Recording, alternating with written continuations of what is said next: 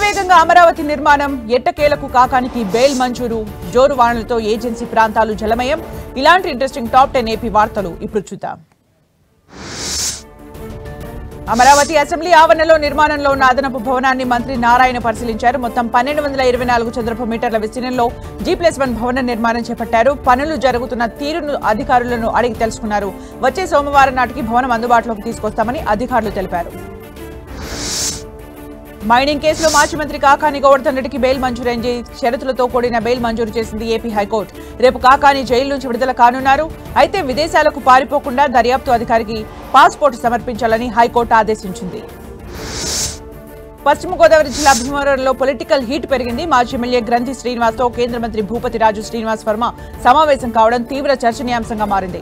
గ్రంథి శ్రీనివాస్ నివాసానికి వెళ్లిన కేంద్ర మంత్రి భూపతి రాజు ఏకాంతంగా చర్చలు జరిపారు. గ్రంథి బీజేపీలో చేరతారంటూ ప్రచారం సాగుతోంది. ఢిల్లీ పర్యటనలో ఉన్న మంత్రి నారా లోకేష్ కేంద్ర మంత్రి జేపీ నడ్డాతో భేటీ అయ్యారు. ఏపీలో యూరియా కొరతను వెంటనే పరిష్కరించాలని నడ్డాకు విజ్ఞప్తి చేశారు. ప్రస్తుత ఖరీఫ్ సీజన్లో వ్యవసాయ పనులు ఊపందుకున్నాయి. యూరియా కొరత వల్ల రైతులు ఇబ్బందులు పడుతున్నారని కేంద్ర మంత్రి దృష్టికి తీసుకెళ్లారు. మాజీ సీఎం జగన్, వైసీపీ నేతలు రాజధాని అమరావతిపై చేస్తున్న దుష్ప్రచారంపై మాజీ మంత్రి దేవినేని ఉమ మండిపడ్డారు. జగన్ కు దమ్ము ధైర్యం ఉంటే రాజధాని అమరావతిలో పర్యటించి అభివృద్ధిని కళ్లతో చూడాలని సూచించారు. వర్షాలకు అమరావతి ఎక్కడా మునగలేదన్నారు. అల్లూరి జిల్లా చింతూరు ఏజెన్సీని భారీ వర్షాలు ముంచెత్తుతున్నాయి. కుండపోత వానలకు విఆర్పురం మండలంలోని అన్నవరం కాజ్వే తెగిపోయింది. దీంతో 40 గ్రామాలకు రాకపోకలకు అంతరాయం ఏర్పడింది. వర్షాలతో ప్రభుత్వ, ప్రైవేట్ స్కూళ్లకు సెలవు ప్రకటించారు జిల్లా కలెక్టర్. ఎడతెరిపి లేకుండా కురుస్తున్న వర్షాలకు విశాఖ అతలాకుతలమవుతోంది. భారీ వర్షాలకు పాడేరు, చోడవరం మధ్య రాకపోకలు నిలిచిపోయాయి. బుచ్చయ్యపేట మండలం విజయరామసేతు తాచేరు వంతెన దగ్గర వరద నీరు ఉధృతంగా ప్రవహిస్తోంది. దీంతో 3 జిల్లాలకు రాకపోకలు నిలిచిపోయాయి. శ్రీకాకుళం జిల్లాలో వర్షం దంచి కొడుతోంది. బంగాళాఖాతంలో ఏర్పడిన అల్పపీడనం వాయుగుండంగా మారుతుండటంతో వర్షం బీభత్సం సృష్టిస్తోంది. భారీ వర్షం కారణంగా శ్రీకాకుళం తీరం ప్రాంతం కోతకు గురవుతోంది.